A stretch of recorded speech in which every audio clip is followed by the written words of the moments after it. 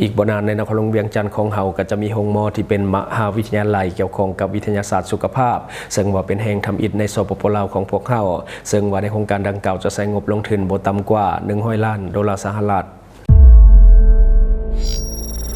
Time to share D+ ผลิตภัณฑ์ปกป้องตับจากเครื่องดื่มแอลกอฮอล์สวัสดีท่านผู้ชมกลับมาพบกับรายการทำทูแสสำหรับหัวข้อที่เราอยากจะนำเสนอในวันนี้ก็คือเกี่ยวข้องกับเรื่องของการลงทุนจะมีการก่อสร้างโรงหมอมหาวิทยาลัยวิทยาศาสตร์สุขภาพซึ่งว่าจะใช้งบลงทุนในการก่อสร้างบ่ต่ำกว่า100 ล้านดอลลาร์สหรัฐและก็จะเปิดทำการในปี 2028ซึ่งว่ากำหนดการก่อสร้างทั้งหมดก็จะใช้เวลาอยู่3 ปีกระทรวงสาธารณสุขและก็บริษัทอิลซังซึ่งว่าจะได้จัดพิธีเซ็นสัญญาของการก่อสร้างโรงหมอวิทยาลัยวิทยาศาสตร์สุขภาพคือในวันที่19 มิถุนายนปี 2025 ที่โรงแรมคราวพลาซ่านครหลวงเวียงจันทร์ซึ่งลงนามในครั้งนี้โดยท่านบุญแฝงภูมิไลสิทธิ์รัฐมนตรีกระทรวงสาธารณสุขและก็ท่านอีสังฮอนหรือว่าลีสังฮอนผู้อำนวยการของบริษัทอิลซังจากประเทศเกาหลีใต้และก็เป็นเกียรติเข้าร่วมของท่าน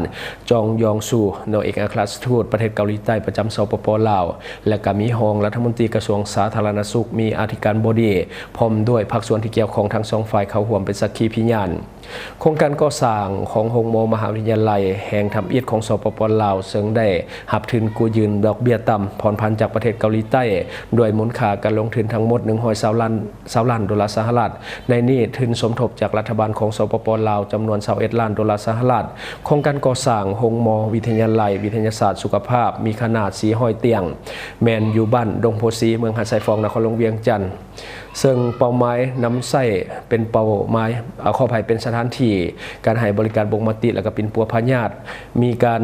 ซิดซ้อนมีการหำเหียนเพื่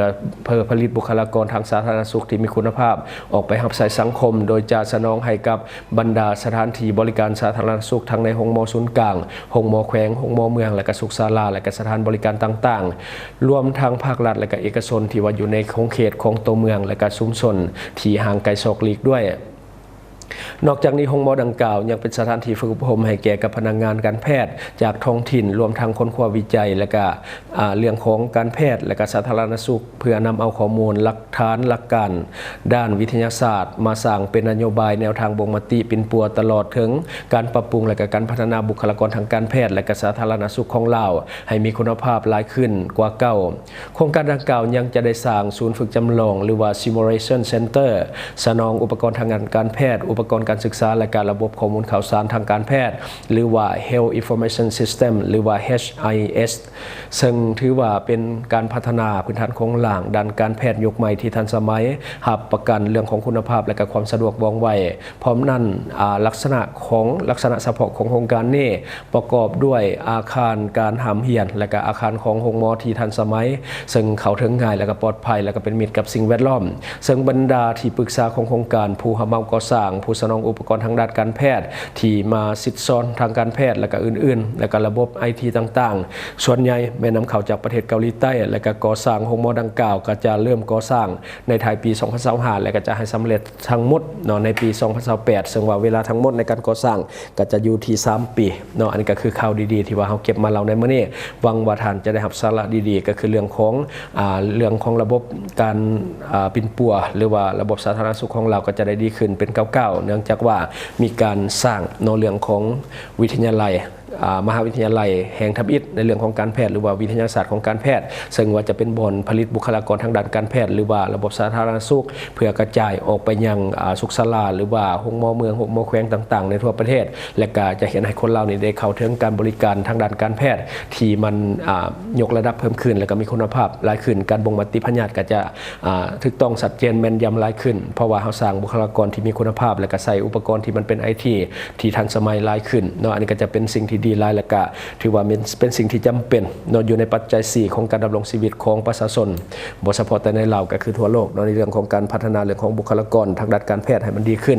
การปิ่นปัวรักษามันก็จะดีขึ้นการเสียชีวิตก่อนวัยอันควรมันก็จะลดลงอันนี้ก็จะเฮ็ดให้ประชากรหรือว่าประชาชนของเฮานี่มีสุขภาพที่แข็งแรงและก็ห่างไกลจากโรคนำด้วยอันนี้คือสิ่งที่เราอยากจะนำเสนอในวันนี้หวังว่าท่านจะได้รับสาระดีๆสำหรับท่านที่ว่าเบิ่งรายการเราอยู่คิดเห็นจะได้กับสิ่งที่ว่านำเสนอไปก็อย่าลืมฝากไว้ภายใต้คอมเมนต์ของเราเลยครับเจ้าจะเข้าไปอ่านด้วยตนเอง แล้วก็เขาฝากอีกอย่างหนึ่งก็คือเรื่องของผู้ที่ว่าใช้ชีวิตอย่างมีความเสี่ยงในเรื่องของการกินดิบกินแดงรับคอเลสเตอรอลเลือดแป้งการกินดิบเนี่ยเป็นสิ่งที่บ่ดีทุกคนหูอยู่แล้วแม้แต่การกินผักดิบปลาแดกดิบก็เป็นสิ่งที่บ่ดีคือการนำโรคเข้าสู่ร่างกายของท่านโดยเฉพาะพยาธิใบไม้ในตับสารตับและก็ไวรัสตับชนิดต่างๆนอกจากว่าเป็นสาเหตุให้คนเราเสียชีวิตหลายในแต่ละปีรวมทั้งพฤติกรรมเสี่ยงในเรื่องของการดื่มเหล้าดื่มเบียร์เป็นประจำเนาะทุกคนหูดีอยู่แก่ใจนะเพราะว่าตัวนี้เนี่ยมาทำลายเซลล์ตับโดยตรงเวลามันเกิดผลกระทบมันก็จะเฮ็ดให้เราเป็นพยาธิตับแข็งได้ง่ายฉะนั้นอย่าลืมปกป้องตับของท่านด้วยผลิตภัณฑ์ D+ ของเราตัวนี้แก้ได้ทั้งอาการเมาค้างและก็เรื่องของการปกป้องตับในตัวเดียวกันและสำหรับท่านที่กำลังมีแผนที่จะก่อสร้างเขื่อนซ่านบันสองถึงอาคารต่างๆอย่าลืมเอิ้นใช้บริการของบริษัทของพวกเราบริษัทเพชรสุขมิตรเจริญทรัพย์จำกัดผู้เดียวหามาก่อสร้างครบวงจรบ่ว่าจะการสำรวจการออกแบบการก่อสร้างและก็เรื่องของการเป็นที่ปรึกษาของโครงการเนาะอย่าลืมเอิ้นใช้เอิ้นหาบริการของบริษัทของพวกเราบริษัทเพชรสุขมิตรเจริญทรัพย์จำกัดผู้เดียวและก็ขอฝากสำหรับท่านใดที่ว่าเบิ่งรายการเฮาอยู่ถ้าคิดว่ารายการของเฮามีสาระหรือว่ามีประโยชน์อยากส่งเสริมอยากซัพพอร์ตอยากให้กำลังใจทีมงานของพวกเฮาก็อย่าลืมกดติดตามช่องเพราะว่าการกดติดตามช่องถือเป็นช่องทางเดียวที่จะเฮ็ดให้ทีมงานของเฮามีรายได้และก็มีกำลังใจในการผลิตคอนเทนต์ดีๆแบบนี้ให้ท่านได้ชมเรื่อยๆอย่าลืมให้กำลังใจทีมงานของพวกเฮาโดยการกดติดตามช่องขอขอบใจอยู่เมืองลาวใช้แต่เงินกีบลาวและส่งเสริมผลิตภัณฑ์ภายในเพื่อลดพรการนำเข้าสินค้าและแก้ปัญหาเงินตาบริษัทเพชรสุขมิตรเจริญทรัพย์จำกัดผู้เดียวบริการก่อสร้างครบวงจรหับสำรวจพื้นที่ก่อสร้างและให้คำปรึกษาโครงการหับออกแบบโครงการต่างๆทั้งแบบ 2D และ 3D การบริการคิดไล่และการประเมินโครงการก่อสร้าง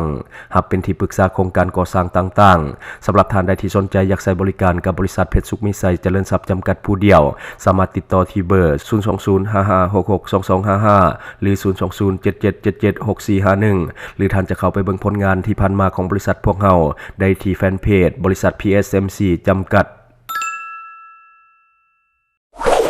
Subscribe for more video.